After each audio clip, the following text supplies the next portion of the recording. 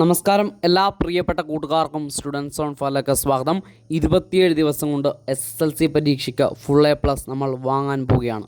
അതിൻ്റെ ടൈം ടേബിളാണ് നമ്മൾ ഫോളോ ചെയ്തു പോകുന്നത്. ടൈം ടേബിൾ കൃത്യമായിട്ട് ഫോളോ ചെയ്തു പോകുന്ന ഒരുപാട് കൂട്ടുകാരുണ്ട്. അവരൊക്കെ അടിപൊളിയായിട്ട് പഠിച്ചിട്ട് ഫീഡ്ബാക്ക് എനിക്ക് മെസ്സേജ് അയക്കാറുണ്ട്. അതൊക്കെ അറിയുന്നതിൽ നിങ്ങൾ കൃത്യമായിട്ട് പഠിക്കുന്നുണ്ട് എന്ന് അറിഞ്ഞതിൽ ഒരുപാട് സന്തോഷമുണ്ട്.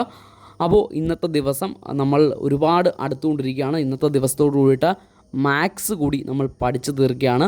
അപ്പോൾ ഫിസിക്സ്, കെമിസ്ട്രി, ബയോളജി, മാത്സ് ഈ 4 വിഷയങ്ങൾ ഇന്നത്തെ ദിവസത്തോടെ നമ്മൾ പഠിച്ച് തീർത്ത് കഴിയുന്നു.